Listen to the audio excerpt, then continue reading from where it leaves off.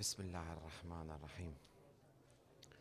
صلى الله عليك يا رسول الله وعلى أهل بيتك المظلومين.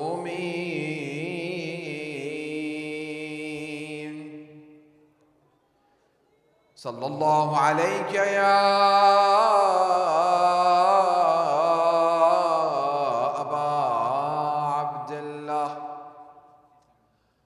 وعلى الأرواح التي حلت بفنائك. عليك مني سلام الله أبدا ما بقيت وبقي الليل والنهار، ولا جعله الله آخر العهد مني لزيارتكم. Everybody together. السلام على الحسين وعلى علي بن ما شاء الله وعلى أولاد الحسين وعلى أصحاب الحسين جميعا ورحمة الله وبركاته. صلوات.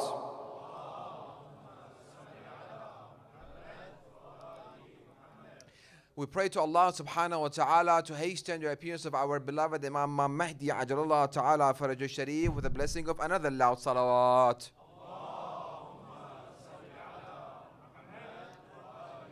We pray to Allah subhanahu wa ta'ala to make us amongst His companions and His sincere soldiers with the blessing of another loud salawat.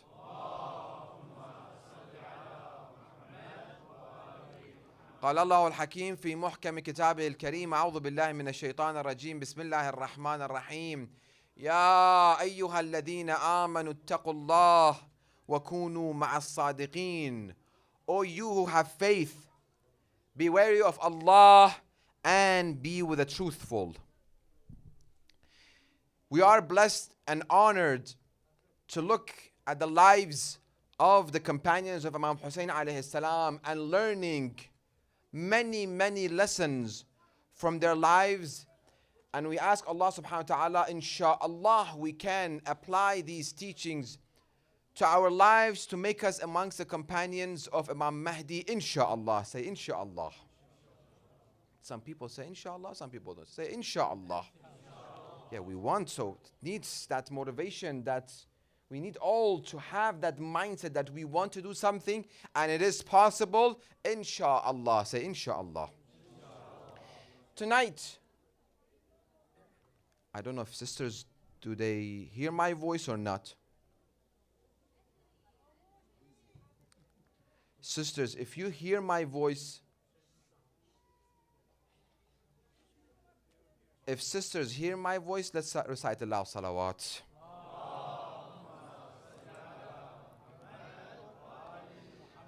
Tonight we look at a life, a companion of Imam Hussein alayhi salam, where 2 times everybody who visits the shrine of Imam Hussein alayhi salam, he visits this individual 2 times. One when they enter, one when they leave. Look at the level of this companion of Imam Hussein alayhi salam. Is none but Habib ibn Madahir al-Asadi. His shrine, his grave is completely on the other sides of all the other shuhada. All the shuhada, when you enter from Bab al-Qibla, inshallah we all get to go and visit Imam Hussein's shrine, inshallah. When you enter, to the right is the shrine of all the companions together, Shabbak and Dharih of all the companions. On the left there's one Dharih by itself for Habib ibn Madahir al-Asadi. What has he done that he has reached this level? What can we learn from the life of Habib ibn Madahir al-Asadi? That's beautiful. That's amazing, the level that he has reached. Imam Hussein alayhi salam, different people, different group of people, he invited them to Karbala differently. For some group of people, he wrote a letter to mass. I'm going to Karbala. For some people, he met with them individually.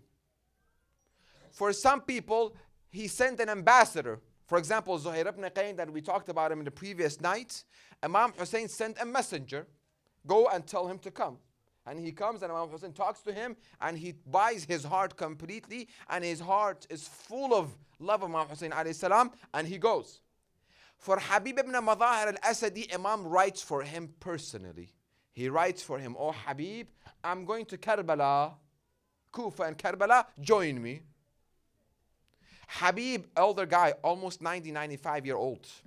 He has seen Rasulullah. He has seen the commander of the faithful, Amir al-Mu'minin Ali ibn Abi Talib alayhi salam. He has seen Imam Hassan al-Mujtaba alayhi salam. 95 years old. He comes at the service of his master, Abu Abdullah al-Hussein. What do we learn? We take only one glimpse, couple of lines of poetry when he goes to the battlefield, how he introduces himself. We're going to take many lessons from it. Some of them, inshallah, we'll discuss it tonight. So, elder guy, that's the beauty of the camp of Imam Hussein. Before going to Habib ibn Madahir al-Asadi, that's the beauty of the camp of Imam Hussein, and I really thank the organizers and the managers and the board of trustees and the directors of this center, Imam Ali Masjid, that they have kept that vision of Imam Hussein alayhi salam alive. And that is, Imam Hussein's camp has a soldier of 6-month-old, Ali al-Asghar, and has a soldier of 95 years old, Habib ibn Madahir al-Asadi. He has Arab, he has Irani, he has Turk, he has Nasrani, different backgrounds, different nationalities, different ethnicities, different religion. Imam Hussein is for all. We cannot limit Imam Hussein alayhi salam to ourselves. You might say, oh, alhamdulillah, no, Sheikh, we are not limiting ourselves. But we are limiting it. How? Because we have kept Imam Hussein within these 4 walls. It is our responsibility, each and every one of us, to go around and say, oh, Ahl al-Alam, they killed our Imam while he was thirsty and madloom. That is the idea should be. Everywhere we go. I gave this action plan yesterday upstairs, and when we had a Q&A for the youth. Actually, it's a beautiful action plan from all of us. Arba'in is coming. Because we want a point of conversation. We need something to start a dialogue with those people who do not have understanding of Imam Hussein alayhi salam. So how to start Arba'in? It's a beautiful story you can start with. I gave him the example. For example, if you're an Uber driver, if you go to work and you have a co-worker, you go to school, you have a classmate that you're close to, a teacher, near Arba'in comes, start a discussion. All of us, we're schooled, we're drivers, we work, we do stuff. You know what's happening? No. Have you heard about this? What is it? Like you're driving, for example. Just give you an example. Have you heard about Karbala? No. What is Karbala? Karbala is a place that next week or two, when it gets near Arba'in, more than 20 million people to 30 million people walk at least 50 miles. Are you serious? Yes. Where do these people sleep? On the street. What do these people eat? They give them free food. Free food? 30 million people, 10 days. Minimum they walk 50 miles. Some people walk from Basra and from 100 miles, 150 miles. Seriously? Yes. What is this about? It's about Imam Hussein. Who is Hussein? The discussion starts. Can we do that or not?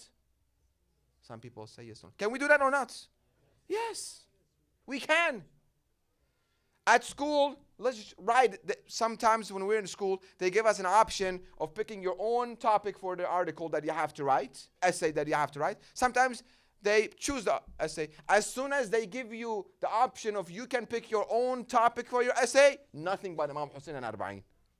Nothing than Amir Al Mu'minin Ali ibn Abi Talib alayhi salam. Nothing than Rasulullah and Ahadith. We have so much to write. I had no problem writing essay when they gave me free topic. I told you, I can write you a book. But that mindset should be there. That what can I do to spread the madlumiyya and the oppression that Imam Hussein alayhi salam lived? How? What opportunity? As a businessman, if we are in stock market or if we are buying and selling, we keep looking. Every day we read here, there, what is good to buy, what is good to sell, where to find a job, where to do this, sending resume here, what major here, there. We're always looking for opportunity. From tonight, we have to look for every opportunity to spread the knowledge of Ahlul Bayt alayhim salam. Why? Because the Imams of Ahlul Bayt alayhim salam have said, لو عرف الناس محاسن كلامنا لاتبعونا. If people get to know, this is the hadith, I have seen this. First-hand experience, I have seen it. Imams of Ahlul Bayt say, if people get to know the beauty of our words, what? Beauty of our words, they will follow us. Whose responsibility is it to teach people and to introduce people about the beauties of the words of Ahlul Bayt alayhim salam? Anyone other than us? Non-Shia, they don't know anything about it. Sheikh, where can we find these beautiful teachings of Ahlul Bayt alayhim salam? Hadith book, I have introduced it and I'm coming back to it. Kitab Tuhaf al-Uqul to start with. A beautiful book from every Imam, has about 20, 30, 40 pages of ahadith. Good translation, download it, start reading. Beautiful ahadith of Ahlul Bayt. Gems within this book, Tuhaf al-Uqul. The mindset should be, how can I find an opportunity? How many more people I can guide? How many people I can introduce to the madlumiyya of Abu Abdullah al-Hussein? Coming back to Habib Madahir al-Asadi. Habib takes permission to go to the battlefield. So there's no age. Well, I'm already old, Imam Hussein. Can you just leave me alone? I'm retired right now. I'm enjoying my investment.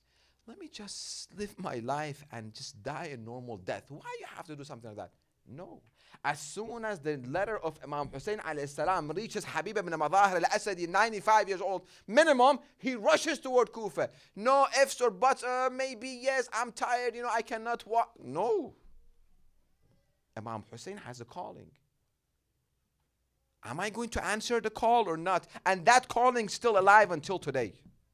Ala hal min nasirin yansuruni of Imam Hussein alayhi salam, according to the commentators. Why Imam Hussein? On the day of Ashura, all of his companions have been massacred. He has no one left. No one. He stands and he says, Ala min nasirin yansuruni. Why? He wants that voice to reach you and I. Are you going to aid me, Imam Hussein alayhi salam, today in New Jersey or not?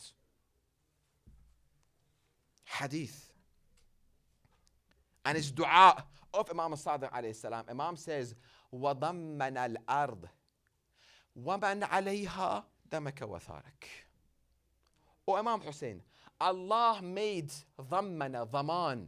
He put this responsibility, the earth, ard, وَمَنْ عَلَيْهَا, and whoever is on earth, دَمَكَ وَثَارَكَ, they are responsible toward your blood, O Abu Abdullah al-Hussein.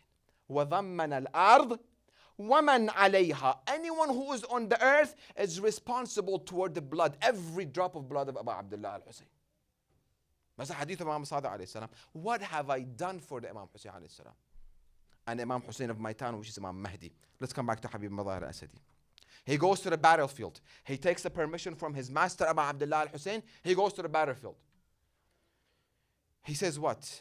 أنتم أعد عدة وأكثر. You outnumbered us. 30,000 minimum, according to some historians, 100,000. We go with 30,000. And we, 74 to 150 people. That's it. It's okay. You are big in number. He's giving the fact. I was researching today. I have a software. How many times the word أكثرهم has been mentioned in the Quran? We discussed this in the previous night. أكثرهم, 45 times the word أكثرهم has been mentioned in the Quran. 45 times, different chapters of the Quran.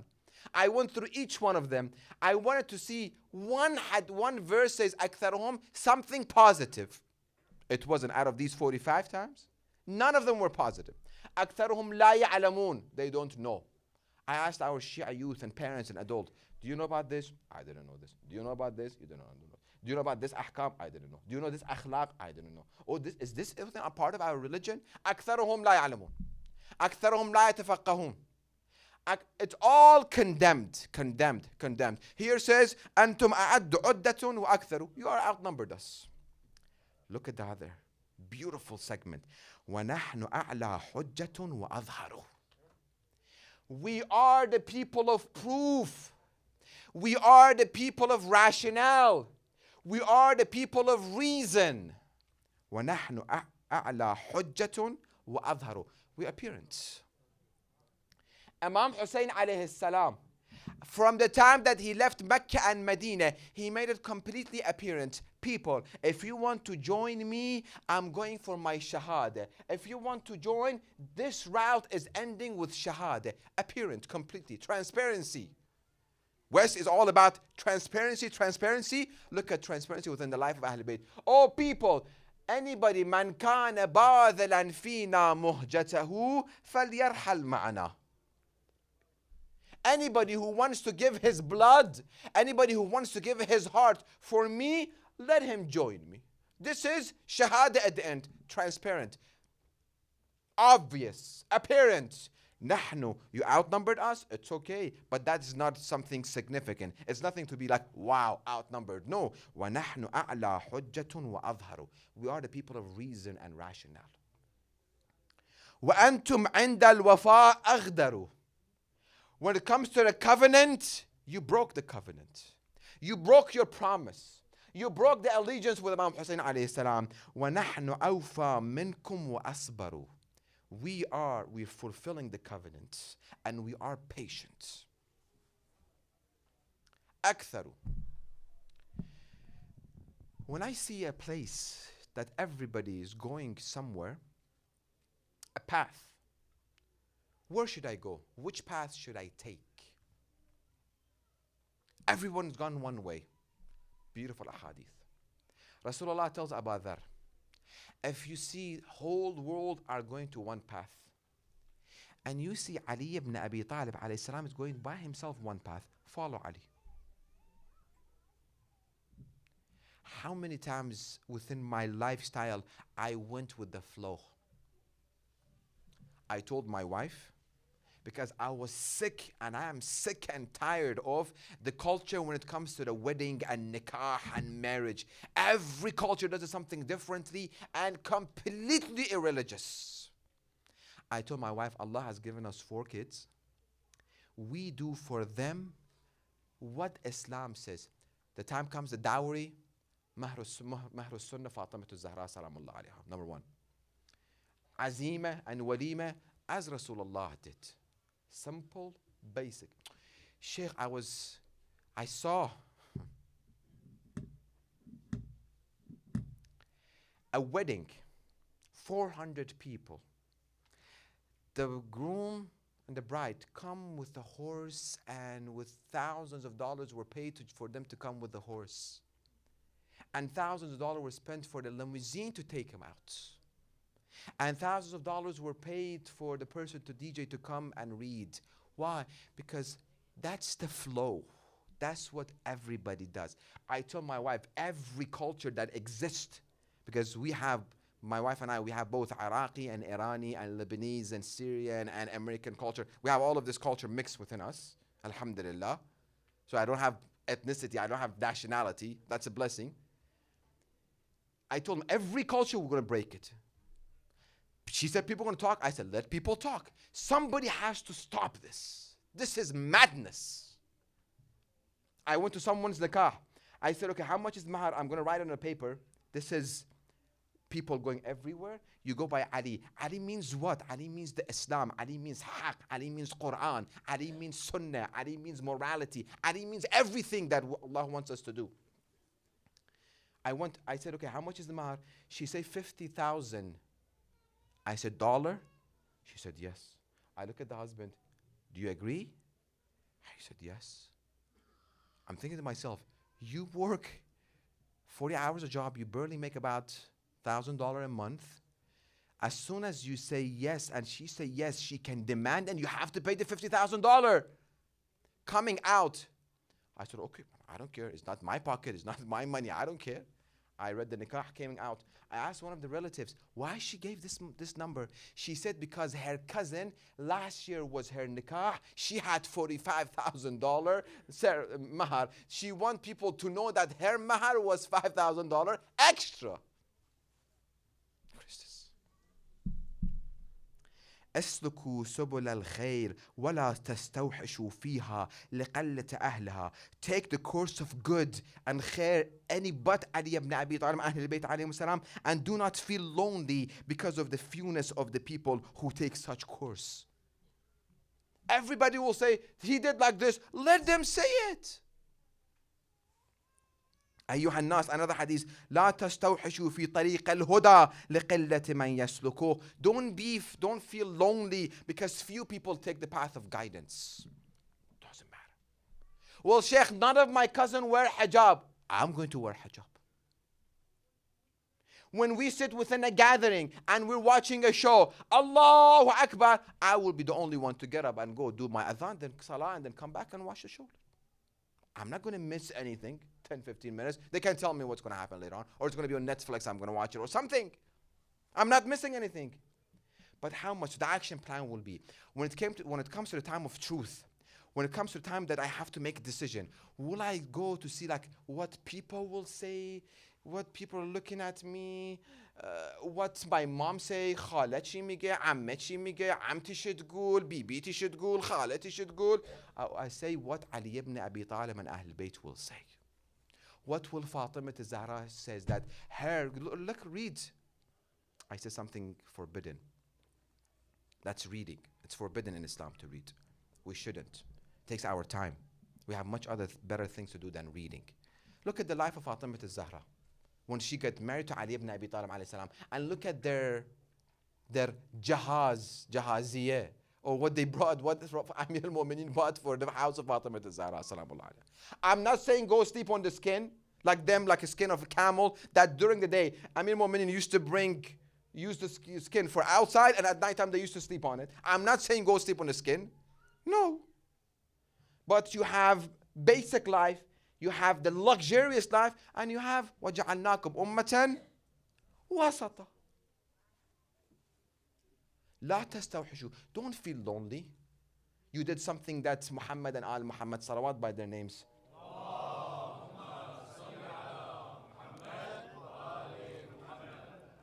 Don't feel lonely when it comes to it. Make decision and say, I'll do this to bring satisfaction to the heart of my beloved Imam Al Mahdi. What Imam wants from you and I to apply the religion for ourselves, to our benefit. If I follow the teachings of Muhammad and Al Muhammad, I'm benefiting myself. Imam won't benefit from me. We have to come to this conclusion. It is very good for those, build houses. You build a house toward the sun, so you have more sun into your room, yes? To your house. Vitamin D, disinfection, so on and so forth. Bigger windows. Well, if the people of the world, 8 billion people or so, they decided to close all their walls, we don't want sun to come to our houses. Anything will happen to the sun? Nope. You will not benefit. If I do not follow the teachings of Muhammad and Al Muhammad, I will regret. I will come to the Sheikh shedding tears. How many tears I have seen from people who come to me, which I knew, try to tell them, I told you, learn from others' experience. Do not become experience for others, but you didn't listen. You wanted to experience it? Go experience it. But I have the duty to take that experience and to tell other people, as Quran said, look at the life of Prophet Musa and other people, other nation. Rasulullah said, whatever happened to the nation of Prophet Musa, it will, and Bani Israel, exactly point by point, and na'l bin na'l would happen within my nation. Everything that happened to Bani Israel, it will happen to my nation also. That's why you see Prophet Musa's story again and again and again within the Holy Quran. Never doubt your religion. Never doubt your identity. Never doubt your belief and morality. Somebody comes to you and says, other person gossip behind your back. What are you going to do about it? You know the akhlaq of Ahl al-Bayt alayhim salam. I always have told my kids, you don't wash blood with blood. You wash blood with water. What are you going to do about it? Well, he gossiped me. Alhamdulillah that he gossiped me, because the person who gossips me takes my sin away. People gossip me. What are you going to do about it? Nothing? You're going to say nothing? I start doubting in my mind. Another person says, oh, you know, this person says such and such about you. I start doubting the morality that should exist within me. You're not going to pay him back? It shows you're weak. No. When you control this tongue, it shows how strong you are. When the time I tell my kids, if your brother hits you a punch, and for example, the force was 10, Allah says you can pay him back 10 by 10. Do not do 20 and do 5 times.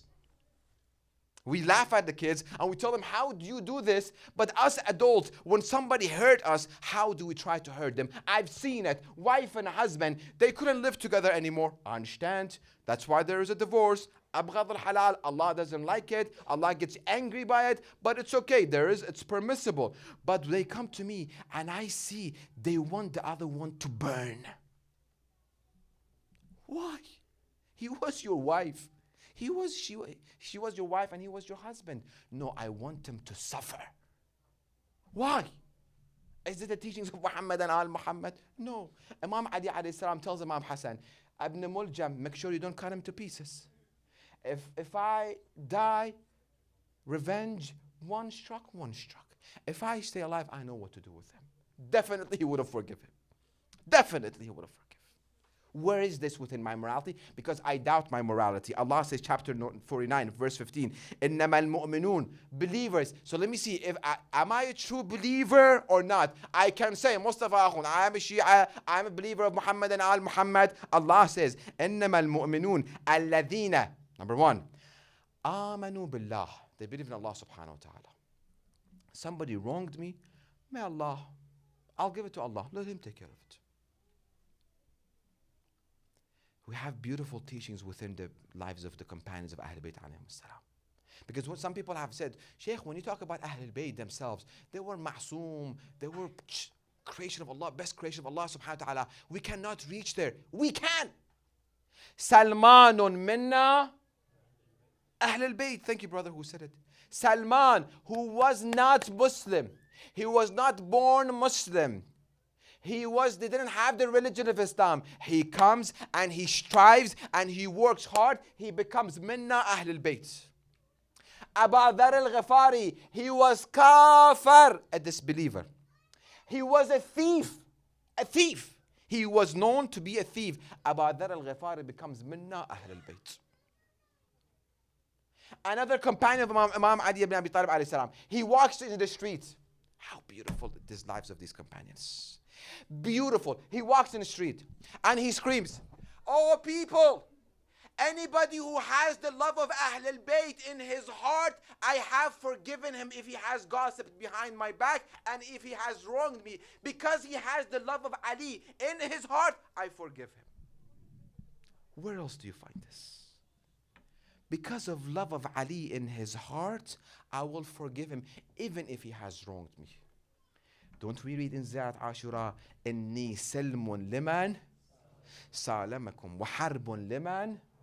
We are two business partners. We couldn't get along. Something happened. We couldn't move forward with our business. You go your way, I go my way. No, that's not the way.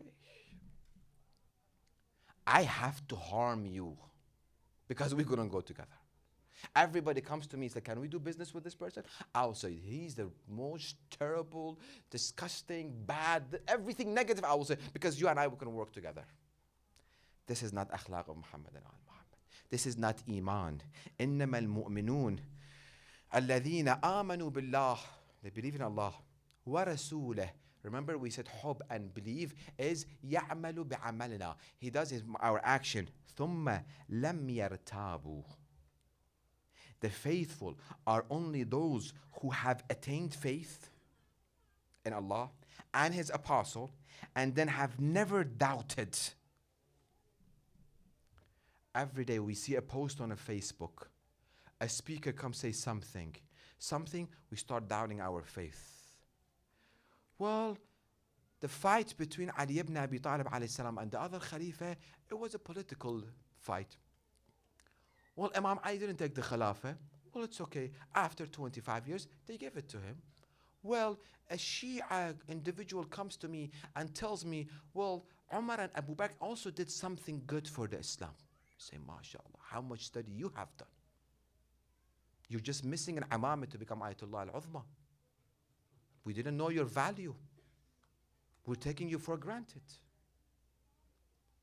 Imam says, if it wasn't because of them too, and the Khilafah, they wouldn't take it from me, and I would have had the Khilafah in my hand until the end of the world. There wouldn't be one sword fighting another sword. There wouldn't be one drop of blood shed because of oppression if it wasn't because of these three people. They did something good. MashaAllah, to your knowledge that you have. Ahlul Bayt, they were good people. They lived. ثُمَّ لَمْ يَرْتَابُوا. Action plan will be. I've said it. It's a reminder action plan. Previous night we discussed it. I have to have a strong belief in Tawheed. Strong belief in Adala. Justice of Allah. Nabuwah, Imamah, and Qiyamah. There are books.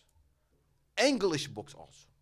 There is no excuse for anyone. I didn't get a chance. I did not have access to this forbidden act, which is called the reading. Haram act, which is called the reading. Reading the teachings of Ahlul Bayt alayhim as-salam. Sheikh, you say haram because the way we act upon it, as soon as I say reading, oh, easy. I don't have time to read books. I have time for everything else but reading about Ahlul Bayt alayhim as-salam. So I should never have doubt in my beliefs. How can I remove ثُمَّ لَمْ يَرْتَابُوا? By reading, by listening to lectures, by asking questions. When I receive a doubt, I don't know if this act is halal or haram. I go through a Facebook. I've said this many times. I'm scrolling down to Facebook. I see a sister writes, based on the verses of the Holy Quran, the hijab is only for the women of Rasulullah and has nothing to do for us, from the school of Ahlul Bayt. And please respectfully reply. So, mashallah. And people come say, no, from Quran is halal. People say, no, from Quran is haram. Quran halal, Quran haram. I have doubts. Let me go ask. فَاسْأَلُوا أَهْلَ الذِّكْرِ إِن كُنْتُمْ لَا تَعْلَمُونَ. Ask the people who know. Who is better they know Quran than Muhammad and Al Mahdi? Who else? اهدنا الصراط المستقيم. One path to Quran and Ahlul Bayt, and that is Quran and Allah, and that is Ahlul Bayt. No other path. إنما المؤمنون الذين آمنوا بالله ورسوله ثم لم يرتابوا. They don't have doubt. وجاهدوا بأموالهم. And they who wage jihad with what? With their mal. Giving money for the sake of Allah and Ahlul Bayt. I believe in, due to this, my understanding of this verse, it's harder than giving your soul. Because Allah brought it first. It shows how difficult it is for people at the time of giving, it becomes difficult for them to give. Because I worked for my money. How can I give this for the sake of Allah and Ahlul Bayt? Because I think this is my money. Allah says, وَانْفِقُوا مِمَّا we gave you. I've said this example. I should have this perspective with my money, that I am only a bank teller.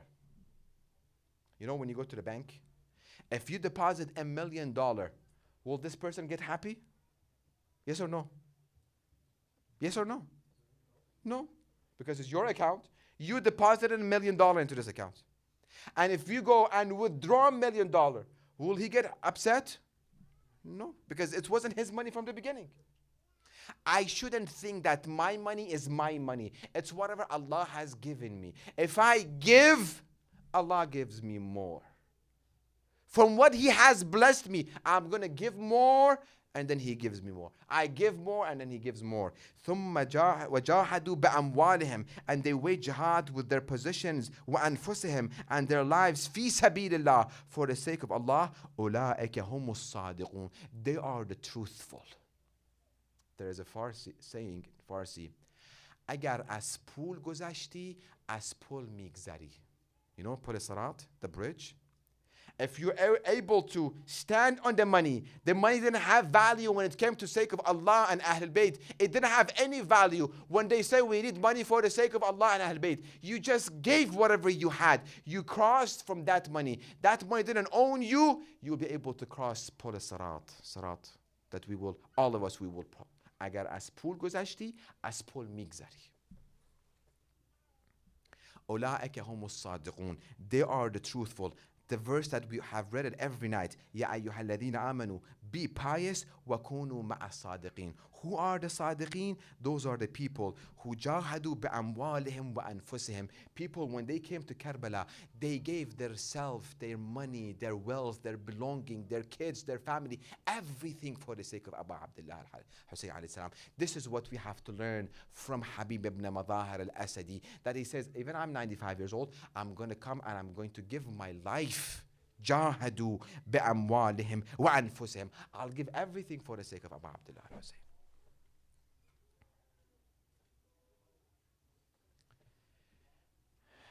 Let's go to another individual who is a misfortunate individual by the name of Ubaydullah ibn al-Hur al-Ju'fi.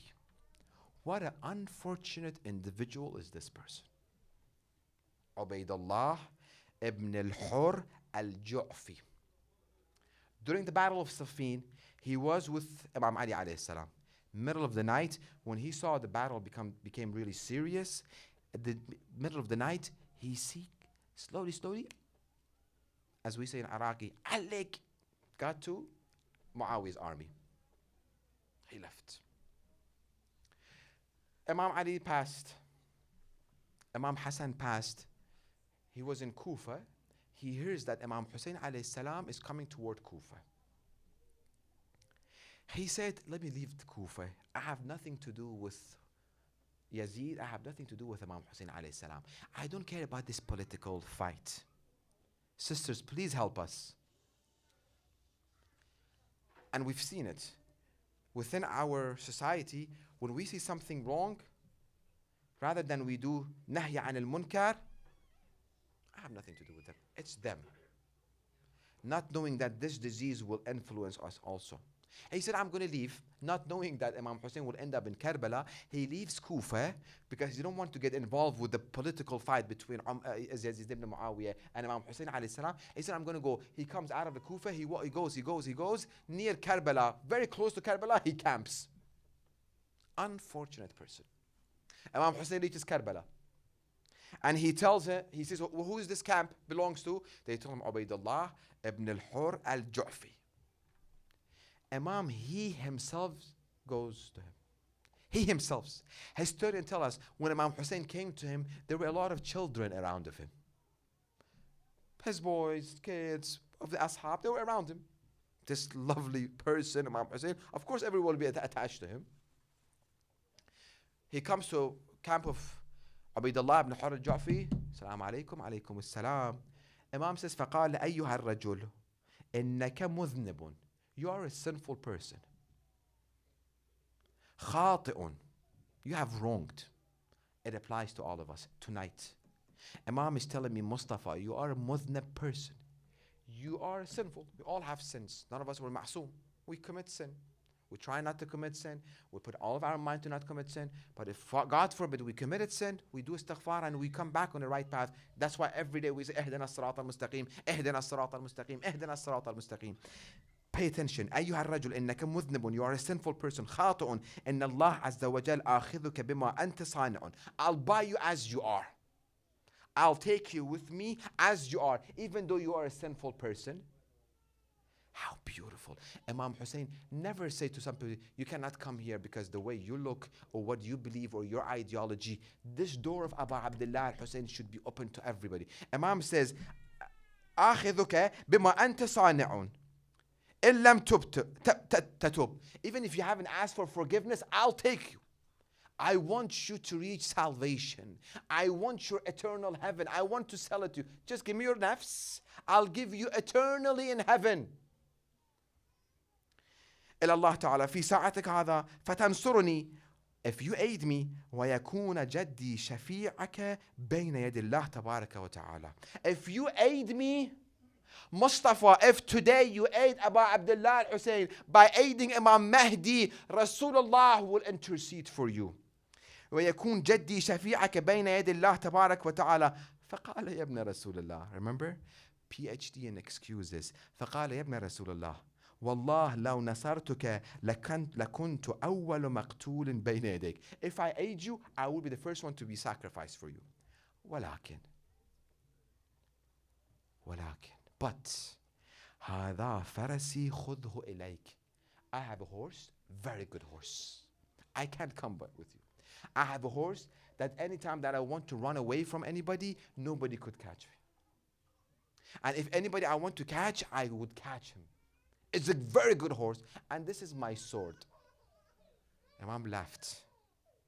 He said, I came for you. I have a horse myself. I have sword. I don't need your horse and sword. Imam says, but leave. Don't stay in Karbala. Because by God, anyone who hears the voice of my mazlumiyah, anybody who hears and who doesn't aid me, Allah will throw him from his face to the hellfire. Leave Karbala so you won't hear my voice of mazlumiyah. He leaves. He leaves Karbala. 11th or 12th of Muharram he comes. 11th of Muharram he comes when they're Usara, they're taking. What happened to Imam Hussein? I want to come. Aid. Too late. Every night we have said, when opportunity knocks on your door for you to aid Abu Abdullah al-Hussein and Imam Mahdi, do not say, well, I will do it later on. Take it. Take it. الفرص قال أمير المؤمنين عليه ابن أبي طالب عليه السلام الفرص تمر مر السحاب. Opportunities leave like the clouds. You've seen the clouds here? You look down, you look up, it's there. It's no longer here. Find your purpose. How can you aid your master, Imam of our time, Imam Mahdi Ajalallah Ta'ala Farajuh Sharif, learning from the companions of Imam Hussein alayhi salam, becoming selfless, decision, determination, willpower, love of Imam Hussein alayhi salam. Doesn't matter, majority go wrong. I won't be lonely. I don't feel lonely. I'm doing what is right. Because I am with Ali, and Ali is ma'al haq wal haqq ma'a Ali. That's why I should feel proud. I should feel proud when I wear hijab and I go out. I should feel proud when the opposite gender wants to shake hand. I say, sorry, due to my religion's teaching, I won't be able to shake your hand. I should be proud. At the time comes, my flight is about to departure. I told them I have to pray salah. I put my sajjada in the corner. I do salah. Sheikh, they will look at me. Let them look at you. Sheikh, they will say, what is this? Let them say. When the time of reception comes, I go there. If there is a music, I will leave the place. Well, Sheikh, they will say, what is this? I don't care. If I have Muhammad and Al Muhammad in my mind and I want the satisfaction of Imam Mahdi, make it very tangible, in that gathering, whatever that gathering is, as soon as Sheikh walks in, Imam Mahdi, of course, definitely. As soon as Sheikh walks in, will you be in that place or not? Will you participate in this act or not? Imam Mahdi is watching. Imam Mahdi sing, and we have more examples from the lives of the companions. Inshallah, we leave it for tomorrow. Let's go to one more companion of Imam Hussein alayhi salam. A young 12 to 13-year-old that the historian tell us he didn't have any facial hair. 12 to 13-year-old. He was not baligh yet. He was not mature yet. And that is Imam Hussein's nephew, Qasim ibn al-Hasan. The night of Ashura, when everybody leaves, only the companions stay. Imam says, tomorrow everybody will be martyred. He comes to Imam Hussein alayhi salam, says, Sayyidi wa Mawlai, will I be also part of this companions? Imam tells him, what is the taste of death to you? What does he reply? We all know it. Ahla min asal. It's more sweeter than honey for me, being sacrificed for you, O Imam. Not only he's sacrificing himself because he is no, the relationship between the Imams and their kids, they do. Abul Fadl Abbas, he went and he obeyed his Imam, he defended his Imam. Remember we said it last night, Wallahi in qata'tumu yamini inni uhami abadan abadan an dini wa an imami. He didn't say I am defending my Imam, my brother. No, I'm defending my Imam. So Qasim ibn al-Hasan, when he goes to the battlefield and he wants to ask permission, he's going to defend his Imam. Not I'm going to go defend my uncle. No, it's my Imam, because the relationship between the uncle and the nephew, Imam is higher than this. And he's the son of Imam al-Hasan. He knows that he should be going to the battlefield, not because of the relationship, but as of allegiance that he has to the Imam of his time, Imam Hussein alayhi salam. Ahla min asal. It is more sweeter for me than honey. Sacrificing, shedding my blood for you, oh my master Abu Abdullah al-Hussein. Imam says, inshallah, you will be one of them. Tomorrow comes, everybody goes. Ali al-Akbar goes. Qasim ibn al-Hasan comes and says, oh Imam, would you give me permission to go and defend you? He says, oh Qasim, you are my nephew. Every time that I yearn to see my brother Imam Hassan al-Mujtaba, that I really want him to be next to me right now. Every time I wanted to see my brother Hassan al-Mujtaba, I would look at you. Every time that you walk in front of me, you remind me of my brother Imam Hassan al-Mujtaba. How can I send you to the battlefield? He tells him no. He comes again, he tells him no. He comes again, he tells him no. And then he goes to his tent. He sits and he holds his knees and he starts shedding tears, and he's shedding tears. His mother Ramla comes. What is it with you, oh Qasim? What is it with you? I went to my master Imam Hussein. He's not allowing me to go to the battlefield. Ramla, the wife of Imam Hassan, the mother of Qasim, she says, take this piece of letter and take the imam of your father Imam Hassan al-Mujtaba. He has left it for me amana. He says it will come a day, la yawm ka yawmuka ya Aba Abdullah. Imam Hassan has said there is no day like your day, Imam Hussein. It will come a day, Ramla, that my brother will be alone, lonely, abandoned, thirsty on the plains of Karbala. When that happened, make sure my Qasim goes and sacrifice and defend his Imam. He gives him the Imam of his father. He gives him his sword and his shield, and she tells him, take this letter to Imam Hussein. He will allow you to go. As soon as Qasim walks in, he's happy. He has given the permission by his mother. Look at the role of mother within the life of Qasim ibn al-Hasan. He comes into the tent of Imam Hussein. He has smiled. Sayyidi, Mawlai, Ammi. Here's a letter from Imam Hassan. Imam Hussein takes the letter. He kisses the letter. He puts it on his eyes. And he hugs Qasim ibn al-Hasan. And they both start shedding tears and tears. And historians tell us this was one event that Imam Hussein alayhi salam got unconscious, and then he got conscious. Okay, your father has given permission.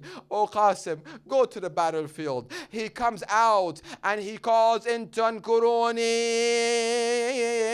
فأنا ابن الحسن الحسن. If you deny me, I'm the son of Imam Hassan al-Mujtaba. I will fight like a warrior. He fights and fights and fights until his shoelace, he gets loose. He bends down because nobody could have defeated him. He's the grandson of Ali ibn Abi Talib. He's a warrior.